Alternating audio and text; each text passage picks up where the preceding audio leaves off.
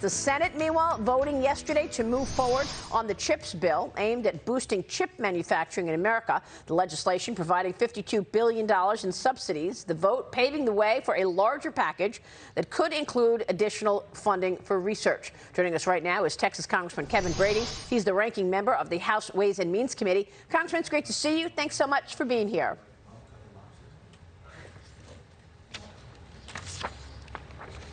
Congressman, can you hear me? Yeah, I hear you great. Thanks.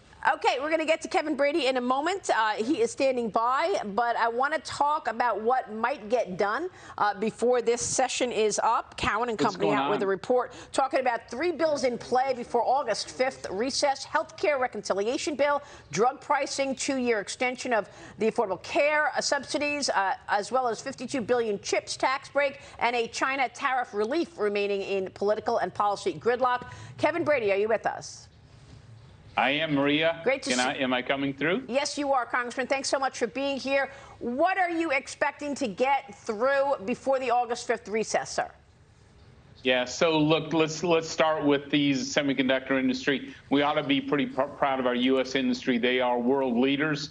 They sell nearly half of all the semiconductors around the world. South Korea is in second at 20%. China is a mere 5%. Taiwan, not much more. This is one of our top 4 exports, and frankly, we produce almost half of all of our semiconducting chips here in the United States. So this is a very strong industry. I'm focused on the additional $24 billion of tax subsidies that the Senate Democrats and some Republicans are proposing. I don't think those tax credits are warranted in this case, and I think we're missing the bigger picture here, Maria, which is China, in their Made in China 2025 economic plan, are seeking to dominate 10 manufacturing and technologies in the world. Yeah.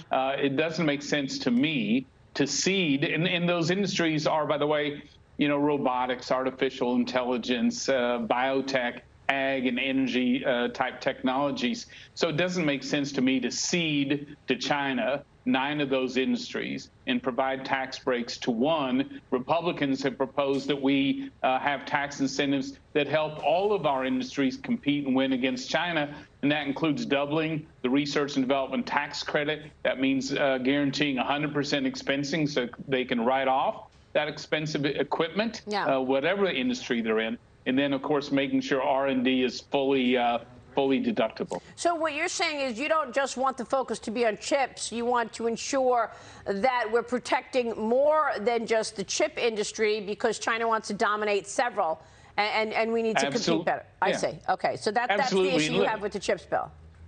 Yeah, I really do. And I think, look, this is a healthy industry. The $52 billion is the size of our whole Department of Energy's budget. Sort of adding additional tax breaks on top of that while ignoring the need to help all of our industries compete. And, I just think I don't think it's warranted here. So we've got 16 days until Friday, August 5th. What do you think can actually happen? You've got 3 bills sort of hanging in the balance. The Democrats are still trying to pass some version of the Build Back Better.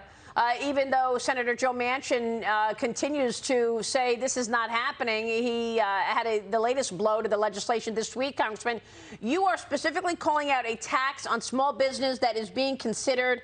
Does anything get done here? I know it's been stripped down, and now there are 2 key provisions, drug pricing and the 2-year extension of the expiring ACA subsidies. But what gets done here, and will they actually be successful in trying to push higher taxes in an environment where we are facing 40-year high inflation and higher interest rates? Yeah, great questions all. So, I think Democrats are pretty desperate right now. Polling numbers are, as bottomed out, frankly, may go lower. But so I think they're going to push these subsidies for U.S. Chip makers. I think they're going to push sort of this slimmed down Affordable Care Act expansion or extension, which, by the way, is a barrier to returning to work. About 500,000 Americans get better health care jobless than they do reconnecting to work. Oh, I think that's a major mistake. That is a major mistake.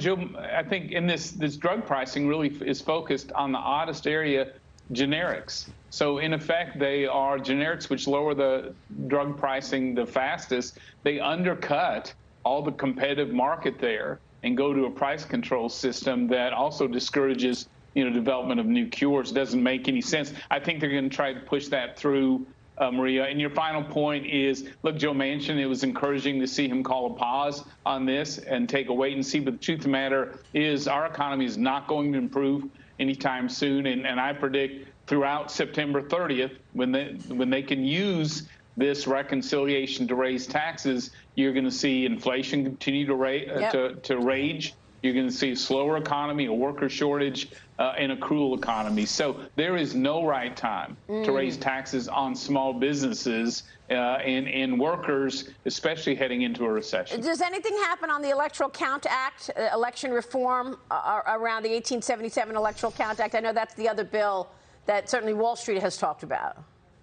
Yeah, so I don't know that that's the case. We're sort of running out of time here. I know on the House side, Democrats are still pushing, this takeover of state and local elections, and we're fighting that pretty tight. Well, we know what the priorities are of your colleagues on the left. Here's James Freeman from the Wall Street Journal. Go ahead, James. Yeah, thanks, Congressman. On these ACA subsidies, we've been talking this morning just trying to figure out why the president does not seem to adapt, to learn from his mistakes. This is just like the $2 trillion bill he did early 2021, big subsidies from Washington with an incentive not to work. It seems like even a lot of Democratic economists now say that was a mistake. That was inflation fuel. It didn't help labor force participation.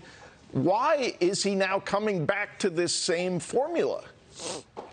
Yeah, this is, for some reason, the highest priority in health care among Democrats in Congress and the president.